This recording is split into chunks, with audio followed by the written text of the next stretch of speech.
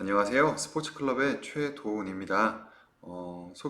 긴 소개가 끝나고 본격적인 수업 시작이에요. 예고해드린 대로 코로나에 대한 수업 진행할 거예요. 음, 코로나가 우리의 삶을 너무 많이 빼앗아 갔죠. 우리의 무너진 일상을 되돌리기 위해서는 코로나를 정확하게 이해하고 코로나로부터 안전한 우리를 지켜낼 수 있어야 될 것 같아요. 전문가들이 이야기를 하더라고요. 이 코로나는 음, 종식, 종식은 가능하지만 소멸되지 않을 거라고. 매 겨울마다 계절마다 찾아오는 독감, 유행성 전염병처럼 우리의 일상에 남을 거라고 전문가들이 얘기하고 있어요. 물론 백신이 개발되고 조금 더 잘 관리가 되어지기를 바라고 있지만 우리는 이 코로나를 잘 알아서 대비를 해서 우리의 삶이 더 이상 코로나에 의해서 이렇게 짓밟히지 않도록 노력해야 될 것 같아요. 지피지기면 백전불태라고 하죠. 오늘은 코로나에 대해서 알아볼 겁니다. 어, 사실은 선생님이 이제 그 PPT에 사진자를 많이 가져와서 선생님 화면을 안 띄울까 했는데 아무래도 얼굴을 보고 수업을 하는 게 덜 졸리다라는 의견이 있어서 선생님 화면 띄워놓고 수업 진행할게요. 안녕하세요. 반가워요. 뒤에 배경을 최대한 이제 선생님이 침범하지 않기 위해서 이제 뒤에 배경을 PPT 화면을 합성하는 크로마키 기법을 선생님이 인터넷에서 배웠어요. 어, 실제 이 촬영 모습을 보면 엄청 웃길 거예요. 오늘 한번 이렇게 진행해보고 많은 학생들이 선생님 좀 안 보이셔도 괜찮을 것 같아요. 선생님 좀 비켜주세요 라고 이야기한다면 선생님이 이제 자해감을 내려놓고 출연하지 않을 용의가 있습니다. 적극적으로 의견 댓글로 주시면 좋을 것 같아요. 자, 그럼 본격적으로 코로나에 대한 수업 시작을 해볼게요. 자, 오늘의 주제는 감염병이에요. 사실은 감염병은 코로나를 설명하기 위한 매개일 뿐입니다. 선생님은 어려서부터 되게 잔병 치레가 많았어요. 그래서 병을 많이 달고 살았고 어머님께서도 굉장히 병에 대해서 관심이 많고 건강을 신경을 많이 쓰셔서 민간요법도 많이 알고 의학 지식도 굉장히 많이 알고 있어서 이 수업을 제가 진행하려고 이제 용기를 낸 거죠. 그래서 이번 화에서 선생님은 병의 신으로 불려주면 좋을 것 같아요. 발음 조심하세요. 어, 감염병의 역사에 대해서 설명을 해줄 텐데 먼저 우리가 오늘 이야기 나눌 코로나 바이러스란 명칭에 대해서 먼저 이야기를 나누고 시작을 할게요. 코로나 바이러스는 굉장히 여러 가지 명칭으로 불리우고 있어요. 여러분들이 기억하시는지 모르겠는데 초기에는 우한폐렴이라고 불렸고요. 그 다음 가끔 뉴스에 보면 코비드-19이라고 불려져요. 보통 우리 한국 언론에서 그리고 우리끼리는 코로나 바이러스라는 용어를 쓰고 있는데 뭐가 다를지 도대체 뭔데 이게 다 이 용어를 정리하면서 여러분들 머릿속에 새로운 어떤 개념을 정리해 드릴 수 있을 것 같아요. 한번 짧게 진행해 볼게요. 먼저 우한폐렴 설명하겠습니다. 우한폐렴은 사용해서 안 되는 용어입니다. 우한폐렴이 잘못된 말이냐? 잘못된 말은 아니지만 우한폐렴은 누군가에게 상처를 남길 수 있는 말이기 때문이에요. 왜 그런지 한번 간단하게 설명해 볼게요. 여러분 홍콩폐렴이라고 들어봤나요? 사스는 들어봤겠죠? 네, 같은 이름이에요. 그렇다면 미국폐렴, 이건 아예 쓰여지지를 않았어요. 가끔 돼지 독감이라고 불려져요. 이 병은 돼지의 인플루엔자에서 왔다고 해서 이제 돼지 독감이라고 불리는데 이것의 이름은 신종플루예요. 돼지 독감, 새로운 독감, 매개체가 돼지. 하지만 그렇게 부르지 않죠. 사우디 폐렴, 낙타 독감, 뭔지 알 것 같지 않아요? 2015년, 불과 몇 년 전에 한국에 수많은 사망자를 냈던 메르스예요. 자, 이렇게 어떤 지역과 특정 동물에 대한 이름을 사용하는 것은 올바르지 않아요. 정식 명칭을 사용하는 게 좋기 때문에 우리는 우한폐렴을 쓰지 말아야 합니다. 그렇다면 왜 우한폐렴이 안 되는 걸까요? 어, 국제 보건기구 WHO라고 불려지는 국제보건기구. 선생님 여기 빨간 줄 쳐놨어요. WHO issue best practice for naming new human infectious disease. 해석하면 쉽게 해석하면 WHO 국제보건기구가 인간에게 전염되는 새로운 병의 네이밍 이름을 짓는 것에 대한 베스트 프랙티스 올바른 기준을 발표했어요. 제시했어요. 즉 앞으로 새로운 질병이 나왔을 때 그 이름을 이렇게 지어라고 했는데 이 밑에 핑크 보이시죠? 자, minimize unnecessary negative effect. minimize 최소화시켜라 불필요한 부정적인 영향들을 어디에 가해지는 on nation, economies and people. 특정 나라, 특정 지역, 그다음 특정 경제, 어떤 특정 낙농업, 그 돼지라든지 닭이라든지 그리고 특정 사람의 이름을 지어서 엄청난 감염병의 이름을 지었을 경우에 그 병에 의해서 우리의 가족이 죽었어. 그럼 그 이름을 떠올릴 때마다 부정적이고 불쾌한 기분이 들 텐데 그 이름에 특정 지역이나 특정 이름을 넣어서는 그 부정적인 영향이 함께 동반되어서 2차 피해가 발생한다는 것이 WHO의 권고사항입니다. 그래서 WHO에서는 우한폐렴을 쓰지 말라고 했어요.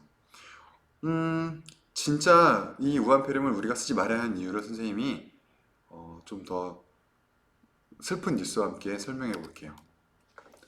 얼마 전에 있었던 일입니다. 호주에서 한국인을 폭행했어요. 왜냐고요? 아시아인이란 이유 하나만으로.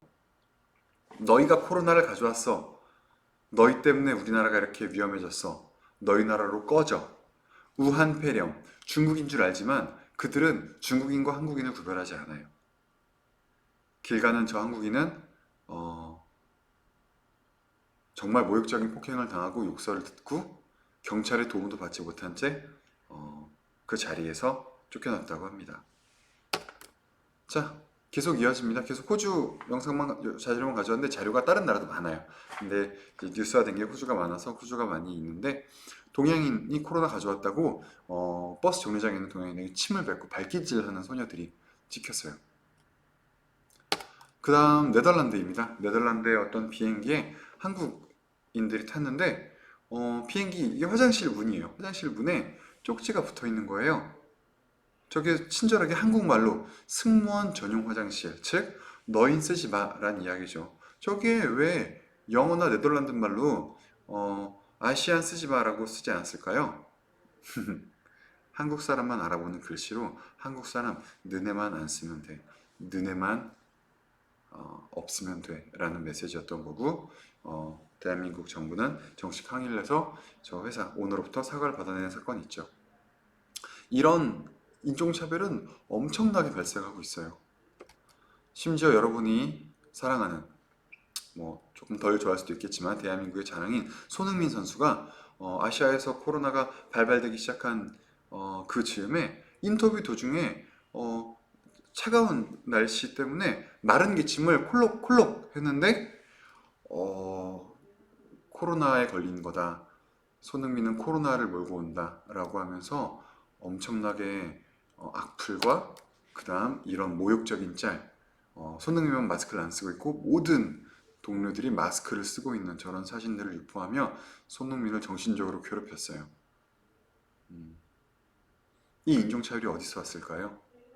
우한폐렴을 중국 사람들이 만든 건 아닙니다. 우한폐렴 많은 이 감염병들은 인간의 욕심에 의해서 동물에게서만 있었어야 하는 질병들이 사람에게 넘어온 건데 그걸 아시아로 국한하여 저런 폭력을 저지르는 거죠. 여러분들 중에 혹시 중국 우한에서 발생한 이 폐렴에 대해서 중국이 나빠, 중국이 더러워, 중국 사람들 싫어 라고 생각한 적 있나요? 만약에 그렇게 생각했거나 혹은 그런 표현을 했다면 여러분들은 이 유럽 사회에서 한국 사람들이 당하고 있는 이 인종차별에 대해서 안 된다고 말할 자격이 없는 거예요. 우리는 병을 미워하되 그 병으로 인해 고통받는 사람들을 미워해서는 안 될 것 같아요. 자, 우한폐렴이란 용어 왜 안 되는지 간단하게 설명하려고 했는데 길게 설명한 것 같아요. 자, 이해하셨죠? 그거 외에도 무한폐렴이라는 표현을 쓴다거나 혹은 예전에 있었던 조류독감 AI 혹시 기억나시나요? 2003년이면 기억이 안 나실 것 같아요. 조류독감 때 조류독감 새에 의해서 감염되는 새가에 의해 전파되었던 병이지만 닭과 오리와는 무관했던 저 병의 이름을 조류독감이라는 이름을 짓고 나서 수많은 양계장이 문을 닫았어요. 그 다음 아까 설명했던 신종플루, 돼지독감이라고 설명했죠? 신종플루 역시 돼지독감이란 이름으로 이 언론에서 나가자 엄청나게 이 돼지고기 값이 떨어지고 사람들이 돼지고기를 기피하기 시작한 거죠. 하지만 조류독감에서 이 배움을 얻은 한국 정부는 신종플루라고 이름을 바꿨고 순식간에 돼지고기 가격이 회복됐다는 해피엔딩 이야기예요. 이렇게 특정 지역과 특정 이름, 특정 동물을 질병의 이름을 짓는 것은 바람직하지 않다라고 여러분들이 이해하면 좋을 것 같아요. 그러면 우한폐렴 어떻게 불러야 될까요? 자, COVID-19. COVID-19 많이 들어봤는데 언제 쓰죠? 맞아요. 매일 아침 다들 보시죠? CNN, 폭스뉴스, BBC.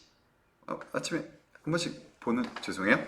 자, 외신 기자들은 전부 다 COVID-19이라는 용어를 쓰고 있어요. 이게 뭐지? 코로나 바이러스랑 다른가? 아니었어요. 코로나의 CO, 바이러스의 VI, disease. 코로나 바이러스 disease. 언제? 2019년에 왔으니까 코로나 바이러스 disease. 그래서 코비드라고 부르는 거예요. 만약에 한국 질병본부가 조금만 더 센스가 있었다면 우리도 코비드라고 불렀을지 모르겠어요. 하지만 대한민국 공무원들은 정석을 좋아하죠. 풀네임 코로나 바이러스 병이라고 불려서 우리 한국은 아직도 코로나 바이러스로 부르고 있어요. 즉 COVID-19는 공용해서 좋다. 세계 정식 표현이다. 여러분들도 외국 친구들이랑 얘기하게 되면 COVID-19이라고 이야기하는 것이 훨씬 더 수월할 것 같아요. 말을 줄여 쓰는 젊은 세대의 용어라고 생각해도 좋을 것 같아요. 자, 그럼 용어에 대한 설명은 끝났습니다. 그럼 본격적으로 감염병에 대해서 이야기를 해볼게요. 감염병의 역사는 이 두 가지를 설명을 하고 시작해야 돼요. 세균에 의한 감염병, 그 다음 바이러스에 의한 감염병. 세균과 바이러스의 차이 뒤에 잠깐 설명하겠어요. 한번 이야기를 들어볼게요. 세균, 감염, 바이러스, 세균, 바이러스 똑같은 거 아니야? 다릅니다. 먼저 세균이 원인이었던 감염병들이에요. 이 전염병, 감염병의 이제 할아버지죠. 패스트. 유럽 인구의 5분의 1, 1억 명 가까이 죽었다고 해요. 물론 그 당시 정확한 인구를 카운팅할 수는 없었으나 남아있는 기록들을 가지고 추산해보는데 1억 명이 죽었다는 거죠. 정말 말 그대로 유럽이 통째로 그 문명을 잃어버릴 만큼 어려운 시기였다고 해요. 그 다음 몇 년 후에 나타났던, 몇백 년 후에 나타났던 콜레라 역시 5차례에 걸쳐서 다양한 지역에서 유행했고 수많은 사람의 생명을 빼앗아 갔어요. 탄저병은 최근에 옛날에도 있었는데 최근에 대두가 되고 있어요. 왜냐하면 저 탄저균을 이용해서 무기를 만드는 나쁜 사람들이 있다고 합니다. 탄저균은 피부에 검게 생기는 병인데 저 균이 공기 중에 살포가 되어지면 그 탄저균을 흡입한 사람은 높은 확률로 폐렴으로 죽음에 이른다고 합니다.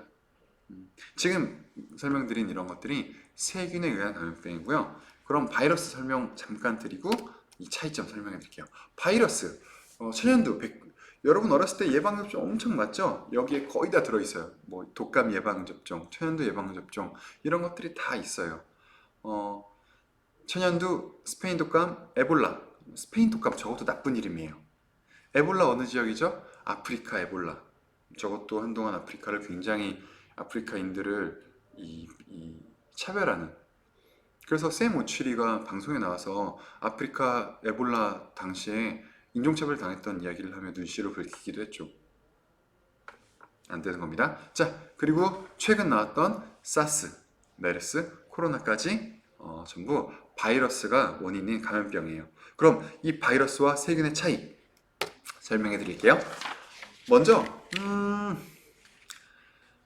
세균과 바이러스 뒤에 배경 사진이 좀 보기 불편하죠. 근데 이 수업을 준비할 때 선생님이 전문 지식이 부족해서 선생님이 정말 친했던, 정말 착했던, 한때 착했던 옛 제자, 간호직에 복무하고 있는, 봉사하고 있는 친구에게 부탁을 했는데 이런 영상 사진들을 잔뜩 가져왔더라고요.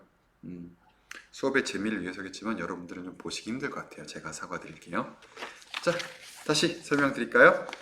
먼저 세균, 저쪽에 있는 세균은 일단 커요. 바이러스는 훨씬 작아요. 세균이 크다고 웃기구나. 바이러스에 비해서 큰 거예요. 세균의 크기는 저기 써있죠? 0.2에서 10 마이크로미터. 저 크기는 얼마나 하냐면 여러분들 미세먼지 아시죠? 미세먼지는 보통 먼지보다 더 작아서 잘 걸러지지 않아서 특별한 마스크를 써야 하는 그 미세먼지가 보통 50 마이크로미터라고 해요. 그러면 그거의 10배, 5배에서 10배가량 작은 게 바로 이 세균입니다. 그런데 이 바이러스는 100에서 300 nm, 나노미터라고 하죠. 저것은 세균보다 한 1000배, 10,000배 이상 더 작은, 훨씬 더 작은 단위예요.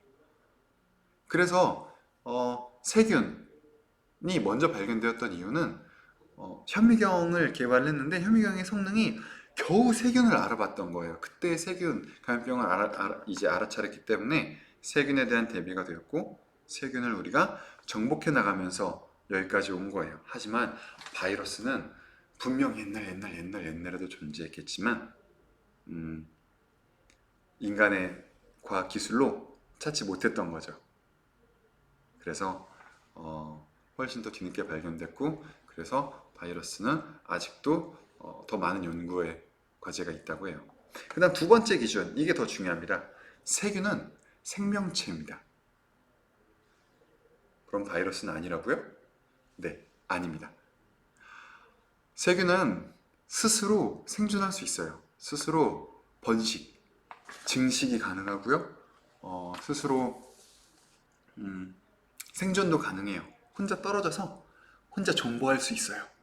하지만 바이러스는 그렇지 않아요. 바이러스는 생존하기 위해서 숙주가 필요해요. 누군가의 몸에 찰싹 붙어서 그 영양분을 받으며 그 세포 안에 이제 잠식되어 들어가서 그 세포를 변형시켜 자신을 그 세포와 함께 늘려가는 방식이에요. 그래서 활동성은 있으나 생명이 없는 아주 애매한 어떤 과학자는 이 바이러스를 생명과 무생물의 중간 단계라고 이야기하기도 했어요. 뭐 더 깊게 얘기하면 어렵고요. 어찌됐건 바이러스는 생명이 아니고 숙주 세포에 잠식되어져야만 존재하고 세균은 스스로 존재하고 좀 더 크고 이 차이에서 오는 큰 기준점은 무엇이냐?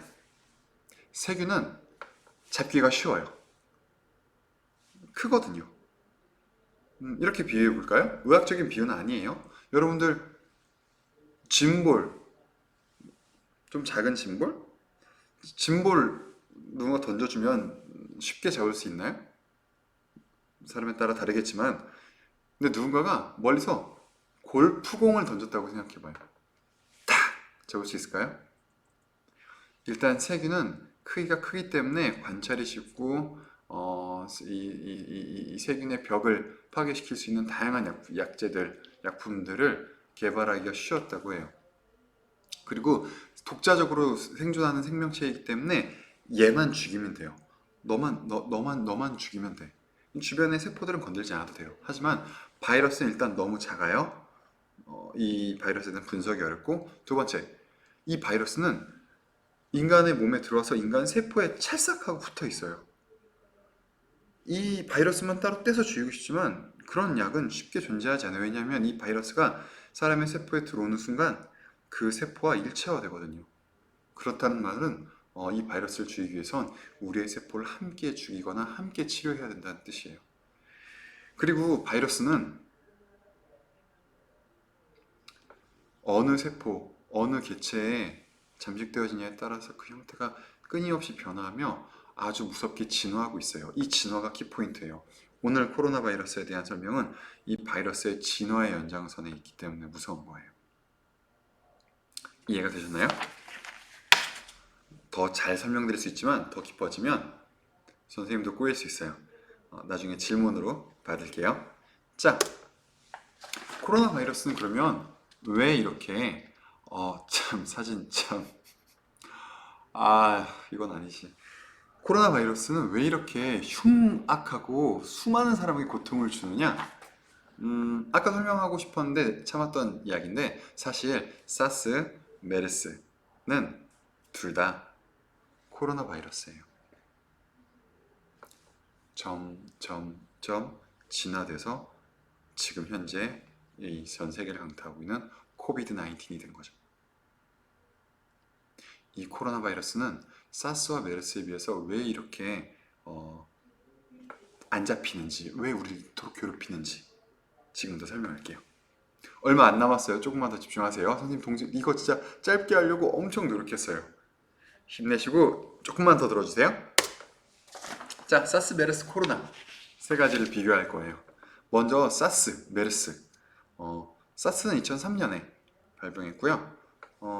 이 사스, 메르스랑 비교해서 코로나의 위험성을 얘기할 때 핵심은 무엇이냐? 자, 잠복기입니다. 잠복기가 길지 않아요. 메르스는 정말 잠복기가 짧아요. 잠복기가 짧다는 얘기는 무슨 말이냐면 그만큼 내가 병을 가지고 있는데 내가 병을 가진지를 몰라.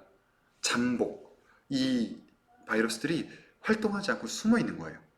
그래서 나 안 아파. 나 코로나 안 걸렸어. 그리고 랄랄랄라 활동을 하는 거예요. 그런데 바이러스를 가지고 있기 때문에 그 활동하는 동안에 누군가에게 바이러스를 전파할 수 있는 시간이 저 잠복 기간인 거예요. 잠복 기간이 짧으면 짧을수록 만약에 잠복기가 하루야.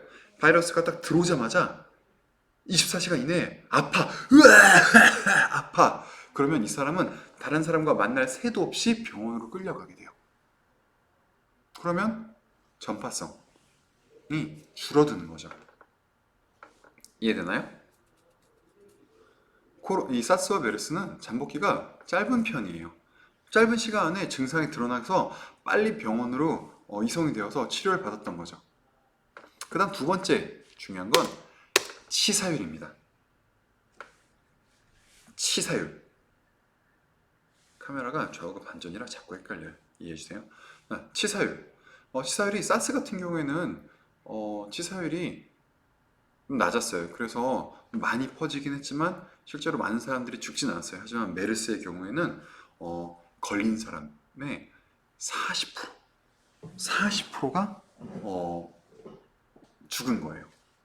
굉장히 높은 치사율이죠.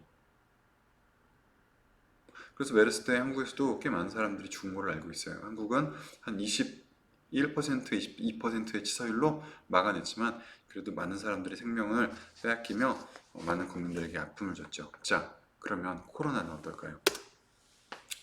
자, 빨간 글씨로 써놨습니다. 자, 일단 코로나 잠복기가 길어요. 평균이 1에서 14일이고요. 정확하게 의학적으로 연구되어지지 않은 예상 잠복기가 25일까지 보고된 바 있습니다. 즉, 내가 코로나 바이러스를 가지고 있는데 안 아파. 그리고 2주간 돌아다니면서 사람들을 만날 수 있다는 뜻이에요.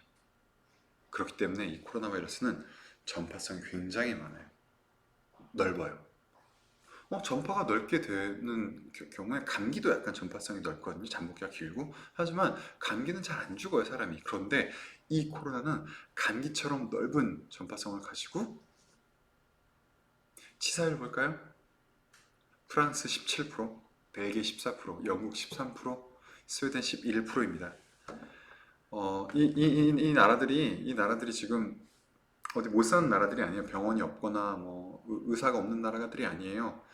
우리나라보다 더 선진국이라고 불렸던 나라들인데도 불구하고 저 높은 퍼센테이지를 기록하고 있어요. 즉, 꽤 높은 치사율로 수많은 사람에게 전파되며 전파된 사람의 5명 중에 1명, 10명 중에 1명은 죽어나가는 그런 무서운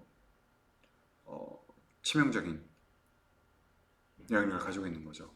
그 다음 전파 경로 역시 설명 안 하려고 했는데 침에 의해서도 전파가 되고 심지어 내가 만진 손잡이를 이 확진자가 만진 손잡이를 다른 누군가 만졌을 경우에 접촉에 의해서도 전파가 된다는 사례가 나오고 있기 때문에 전파력 역시 굉장히 높아서 전문가들은 이 코로나19, 코비드 19의 이 무서움에 대해서 연구할수록 더 어려운 질병이다라고 이야기하며 이 질병이 쉽게 종식되어지지 않을 거라고 이야기해요.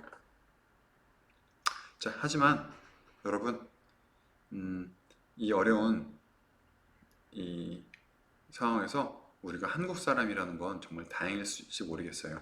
치사율 보이세요? 치사율이 2.21%. 정말 대단한 일입니다. 한국의 방역 시스템과 의료 시스템에 대한 얘기는 뒤에 짧게 하고요. 그러면 코로나19 왜 무섭냐? 자, 이렇게 정리합시다. 첫 번째, 오랜 잠복기 널리 퍼져요. 그다음 넓은 전염성 같은 말이겠어요. 그다음 강한 감염성. 이거는 뭐 설명하면 좀 긴데 쉽게 감염이 돼요. 이렇게 싹 스치고 지나가면 감염이 안 돼야 되는데 막 밀접 접촉하고 막 이렇게 끌어안아야 될 것 같은데 같이 밥을 먹은 정도, 같이 엘리베이터에 잠깐 탔던 것만으로도 감염이 돼요. 그래서 아주 강력한 감염성을 가지고 있어요. 그다음 꽤 높은 치사율. 이것이 바로 코로나 바이러스의 무서운 점입니다. 자, 그럼 이 무서운 코로나 바이러스 어떻게 대비해야 하는지 각 나라의 대비하는 모습들, 그 다음 우리나라의 대비책 비교해 볼게요. 중국이 최초의 발병국이죠. 중국은 어떻게 막았냐? 다 읽을 필요 없습니다. 자, 폐쇄시켰어요. 너 걸렸어? 너 폐쇄. 이 도시 걸렸어? 폐쇄. 한 달 넘게, 거의 2달 가까이, 날짜를 안 보고 왔네요. 2달 가까이 우리나라 부산 뭐 광역시급의 도시, 더 크다고 제가 들었던 것 같아요. 급의 도시를 통째로 군대를 시켜서 그냥 막아버렸어요. 그냥 통째로 이렇게 막아놓고 나가지 마. 너네 다 나을 때까지 나오지 마. 하고 이 안에서 발생한 환자들이 다른 도시로 나가지 못하게 막아버렸어요. 인권, 자유, 경제 이 모든 것들을 올 스톱. 이게 중국이에요. 중국은 아직 사회주의 국가이기 때문에 가능했던 거죠. 하지만 방역 능력은 효과가 있었다고 해요. 근데 과연 이게 가능한 나라가 얼마나 될지 모르겠어요. 자, 일본은 모르쇠입니다. 검사를 안 해요. 초기에 올림픽을 유치하려고 우리 괜찮아, 우리 안 걸려. 우리 저 페리에서 걸린 사람들 일본 사람 아니야. 라고 이야기하면서 모르쇠로 일관하다가 지금 감염자 수가 급격하게 늘고 있습니다. 아마 예상컨대 아마 전 세계 탑 5, 3 안에 올라가지 않을까라고 예상하는 전문가들이 많아요. 일본이 굉장히 선진국이었는데 이번 감염병을 대처하는 모습을 보고 가슴이 좀 아픕니다. 자, 그다음 많이 확산된 게 유럽이었죠. 유럽은 약간 마스크? No! 이런 일이 괜찮아! 이런 식으로 이야기를 하면서 우리가 컨트롤할 수 있어! 라고 이야기하는데 결국 지금 전 세계에서 가장 팬데믹에 큰 영향을 받고 있는 게 유럽입니다. 유럽의 키워드는 늦장입니다. 너무 늦게 대비했어요. 괜찮을 줄 알았어요. 길게 설명할게요. 미국은 America First! 우리의 마초가이 트럼프가 우리 알아서 할 수 있어? 우리 미국이야? 라고 하면서 말도 안 되는 늦장 대응과 배짱 대응을 했죠. 키워드는 배짱입니다. 지금 현재 미국은 전 세계에서 가장 많은 감염자를 내고 있는 국가가 되어버렸어요. 그래서 이제 얼마 전에 한국 대통령 문재인 대통령에게 이제 연락을 했죠. 헤이 문, 우리 친구 진단 키트 플리즈 라고 연락이 온 거죠. 미국의 이 한국에게 손을 먼저 내밀 거라고 상상도 안 해봤는데 지금 전 세계의 최 강대국들이 코로나 앞에 속절없이 무너지고 있는 모습을 보고 있습니다. 자, 그러면 이제 자연스러운 순서가 되겠죠? 여러분, 국뽕에 취할 시간이에요. 밑에 이제 약간 애국가 쫙 BGM 깔아야 되는데 제가 불러드리진 않을게요. 대한민국 만세입니다. 대한민국은 초기에 중국의 인접국으로서 어려움을 잠깐 겪었지만 전 세계에서 가장 모험적으로 코로나를 관리하고 있는 나라라고 합니다. 이건 제가 설명 다 안 드릴게요. 그냥 옆에 창 하나 띄워놓으시고 검색 한번 해보세요. 대한민국의 방역, 한국의 코로나 대응이라는 키워드로 검색을 하면 전 세계 유수의 대통령들, 유명 인사들이 한국에게 함께 코로나를 이겨나가자, 심지어 빌 게이츠까지 이런 사례들이 계속 나오고 있어요. 그렇다면 한국은 왜 잘했냐? 잘했다 잘한다 말은 하는데 왜 잘했냐가 핵심일 것 같아요. 왜 잘했냐? 키워드로 선생님이 하나하나 짧게 설명해 볼게요. 첫 번째는 질본입니다. 맨날 이렇게 질본 성함 잊어버렸네. 여자분 나오셔서 여러분 오늘은 어디가 위험하고요. 잘 방역하고 있습니다. 설명하시는 그 질본이에요. 이 질본의 뿌리를 알면 좋을 것 같아요. 이 질본은 이 시간 내내 설명했던 사스 2002년 사스 때 한국에 질병 관리하는 부서가 없어서 엄청 혼란을 겪고 나서 그 당시 대통령이었던 전 대통령이죠. 문재인이 아니라 노무현 대통령. 그래서 이거 안 된다. 이런 감염병이 앞으로 계속 나올 거니까 질병본부를 만들어라 라고 해서 만들었고 그 이후로 수많은 대통령들이 점점점 이 질본을 더 키워나오신 거죠. 이 질본은 사스, AI, 신종플루, 메르스 이 수많은 질병들을 맞상대하면서 점점점 경험치와 덩치를 키웠고 그 결과 우리 코비드 19을 제압할 수 있는 질본으로 성장했다. 아마 이 코로나19 이후에 질본을 더 키워야 한다라는 이야기가 나오고 있어요. 자, 두 번째, 발빠른 대비입니다. 자, 여러분, 이거 뭐죠? 예, 진단 키트입니다. 저 진단 키트 다른 나라에는 없어요. 갖고 싶어도 보고 싶어도 없습니다. 이 진단 키트를 언제 준비했냐? 대한민국에 중국에서 위험한데? 라는 소식이 들을 때쯤 한국에 들어온 3번 한국 사람의 3번 확진자가 발생한 시점에서 대한민국 정부는 질본과 보건부에 명령합니다. 대비해라. 그 앞에 있었던 사스 코로나, 메르스 코로나를 연구해서 만들어라 라고 이 어마어마한 재정과 대비를 시켰고 그 결과 31번 확진자 기억하시죠? 우리나라의 이제 슈퍼 전파자로 알려져 있는 그분의 앞으로의 삶이 걱정되는 그 31번 확진자가로 인해서 기하급수적으로 환자가 늘어나는 시점에 이미 우리는 이 진단 키트를 보유하고 있었다는 겁니다. 발빠른 대비 칭찬해요. 그 다음 어디가? 이리 와. 엄청 정확하고 빠른 이 추적 시스템. 한때는 너무 디테일하게 추적을 해서 그 사람의 직업과 집 주소까지 알아낼 만큼 디테일해서 인권에 대한 어떤 침해 논란으로 축소되었어요. 그래서 적당한 이 방역에 최소한의 정보만을 제공하고 있긴 하지만 그래도 충분히 어느 지역이 위험하다, 우리 지역에 누가 발생했다, 난 어디로 가야 하는지에 대한 이야기들을 끊임없이 문자로 보내주고 있어요. 이게 가능한 나라도 많지 않습니다. 추적 시스템. 자, 이거 외에도 많은 시스템이 있으나 마지막으로 저는 이 모든 공을 이분들에게 돌립니다.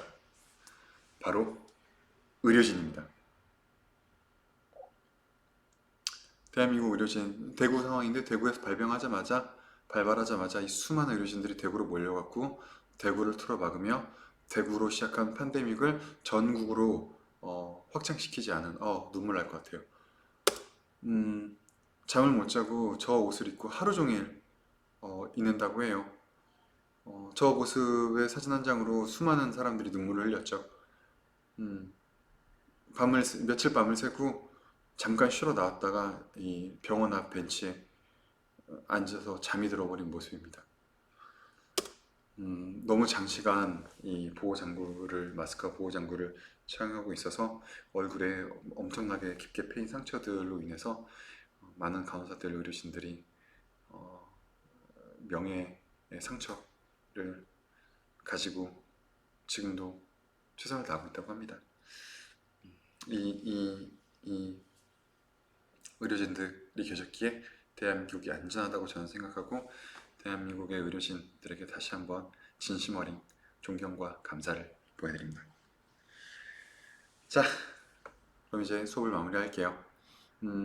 사실 이 방역 시스템의 다양한 이야기를 많이 했지만 사실은 진짜 비밀은 여기에 있어요.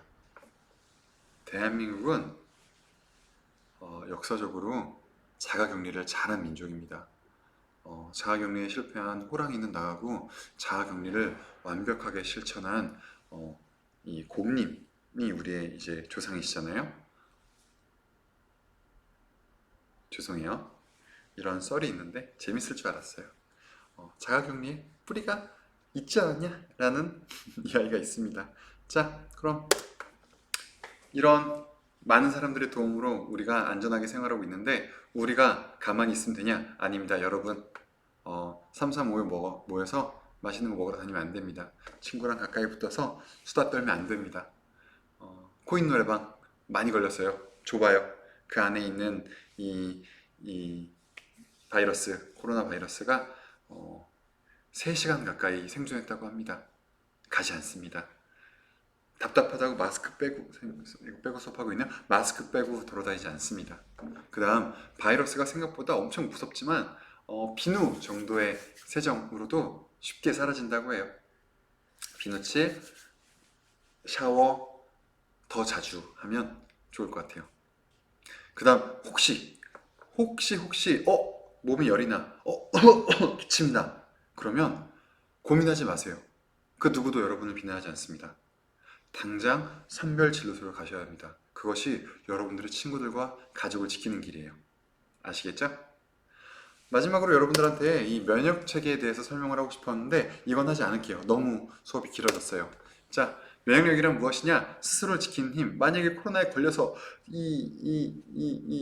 가서 진단을 받아봤더니 코로나에 걸렸어. 그럼 저희는 죽습니까? 아니에요. 치사율은 대한민국에서 2%입니다. 100명 중에 2명 죽어요. 여러분 살 수 있어요. 살기 위해서 어떻게 해야 합니까? 우리 몸이 건강해야 합니다. 그러기 위해서 무엇을 해야 되냐? 건강한 음식 먹기. 규칙적으로 잘 자야 됩니다. 요즘 학교 안 간다고 늦잠 자죠? 잠을 안 자는 것도 몸의 면역력을 굉장히 낮추게 됩니다. 물, 몸에 순환이 필요하고요. 그 다음 운동을 많이 해야 됩니다. 자, 결론은 여러분 최도훈의 스포츠클럽과 함께 열심히 운동을 해서 선생님과 같이 부끄럽지만 진행할게요. 강인한 면역력을 가지고 이 국난을 극복하고 학교에서 만나 배웠으면 좋겠습니다. 너무 길고 긴 설명, 사실 저는 설명충이에요. 더 많이 하고 싶은데 여러분들이 힘들까봐 오늘 여기서 마칠게요. 유튜브니까 보다 중간에 끊고 다시 봐도 되잖아요. 수업 어떻게 봤는지 모르겠습니다. 코로나19 감염병 수업 여기서 마치고요. 다음 시간에는 여러분들의 설문, 선생님이 지금 하나하나 보고 있거든요. 여러분들의 설문 내용 정리해서 다음 수업 공지할게요. 목요일이나 금요일쯤 EBS 클래스 통해서 공지를 할 테니까 확인해 주세요. 그럼 마지막까지 들어준 여러분들 감사합니다.